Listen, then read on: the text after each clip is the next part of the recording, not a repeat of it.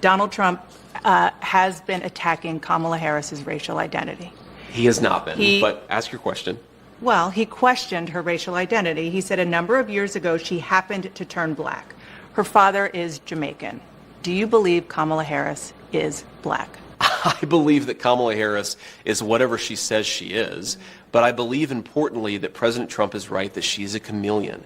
She pretends to be one thing in front of one audience. She pretends to be something different in front of another audience. Look, Dana, she's not running a political campaign. She's running a movie. She only speaks to voters behind a teleprompter.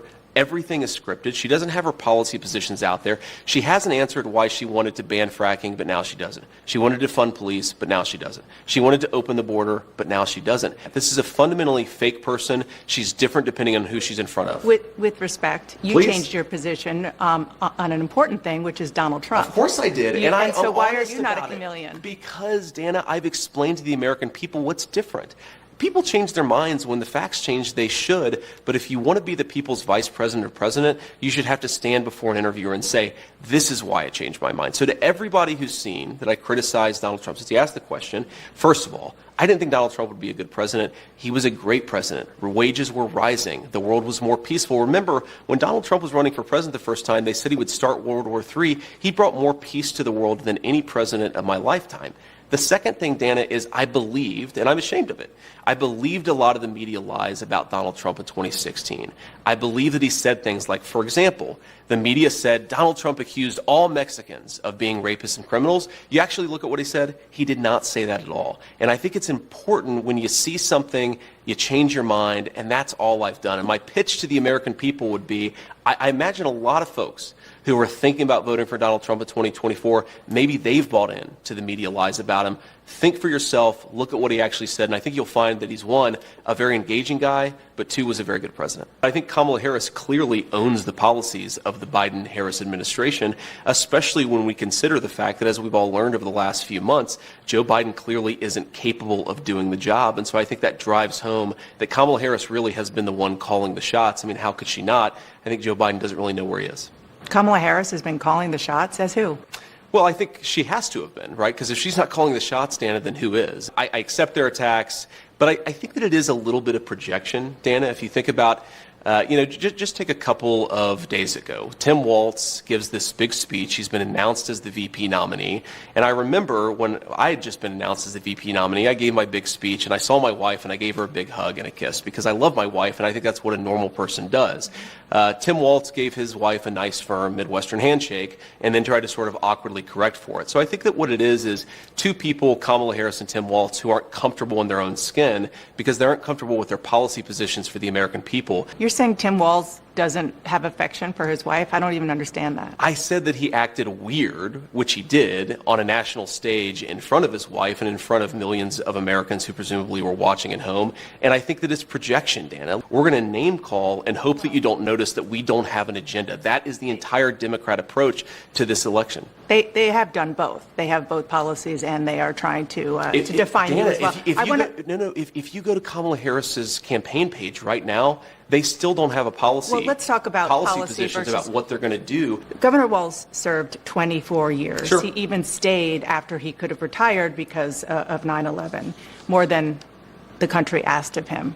Do you honor his service? Well, of course, Dana, I honor his service, and I've never criticized what Tim Walz did when he was in the military. I criticized his retirement decision, and most importantly, Dana, I criticized his lying about his own record. I've never lied about what I did or overstated it because it would be beneficial to me in an election. I think that's what Tim Walz did. That's what I was criticizing, and yes, I do think it's scandalous behavior. The Harris-Walz campaign did say that the governor misspoke there. Sure. Do you accept that? He misspoke. Another word is that he lied about it, and he didn't correct the record for 15 years until he was put under political pressure because I called it out, Dana. Whatever you want to call it, a misspeaking or a lie, I think Tim Walz should have to correct the record. He retired 2 months before they actually got the paperwork. But on CNN last night, Dana, one of the people who was actually in charge of him said they knew they were going to deploy to Iraq in February of 2004, fall of 2004.